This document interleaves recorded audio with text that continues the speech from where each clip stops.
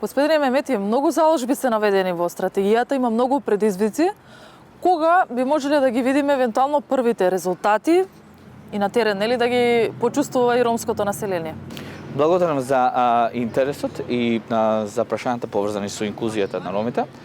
Секако, Република Северна Македонија е во склад со сите процеси кои што се поврзани со инклузијата на ромите во државата и во регионот. И во состојба на таа иницијатива донесовме нов 10-годишен стратешки документ кој што поставува јасни заложби во периодот кој што може да доведе до подобрување на животот на ромската заедница.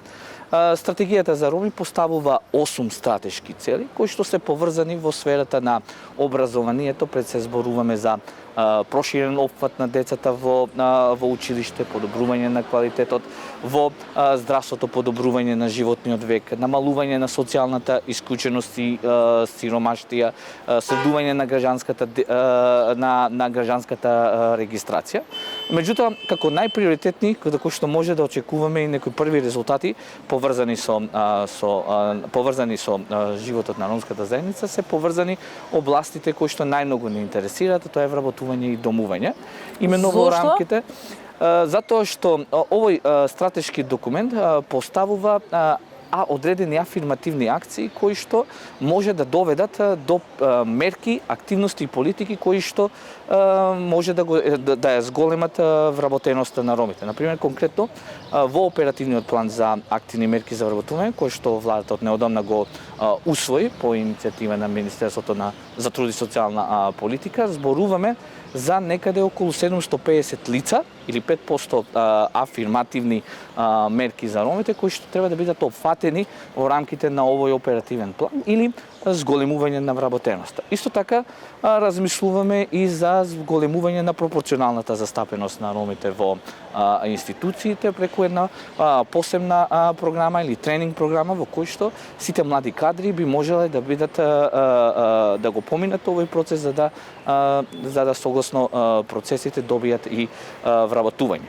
Кога велам домување, тоа можеби сектор кој што бара најмногу инвестиции и работа, затоа што во минимум 23 општини имаме ранлива категорија која што живее во несоодветни услови за домување. И тоа не е сегашен проблем, него легализацијата е клучен аспект за да може да се затвори тој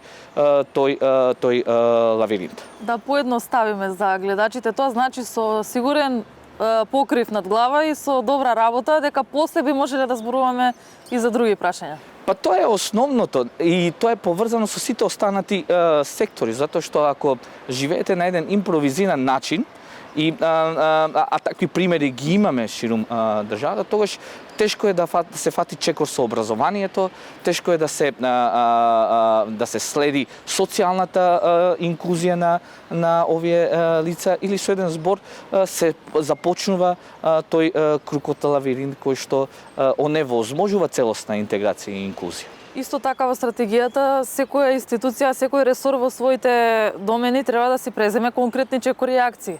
Зошто е важен еден ваков документ? Овој документ е важен затоа што представува основа за планирање, основа за создавање на политики и мерки, меѓутоа и најбитно одвојување на буџет. Ја, например, особено сум задоволен што оваа година имаме зголемување на буџетот за наменет за програмата за роми во рамките на оваа буџетска година во сите сектори, каде што негдека околу 1.000.000 евра од 4 сектори, зборувам за труд и социјала, образование, здравство, се одвоени, па се разбира и домување на Министерство за транспорт и врски, каде што се одвоени средства за поддршка на имплементацијата на стратегијата за роми во рамките на овој ресор. Затоа овој документ ни е посебно битен, оти без тоа навистина процесот би бил многу потешок.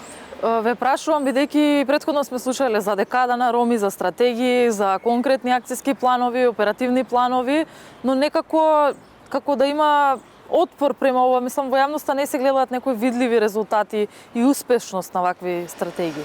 Па добро, не се согласувам целосно со вашиот исказ, заради тоа што основата на работа на сите институции се стратешките документи. Целиот процес на планирање мора да содржи план, имплементација, следење, мониторинг, резултати, кои што имаат еден тек на работа и кои што институциите тоа најдобро го знаат. Мислите дека и претходните биле?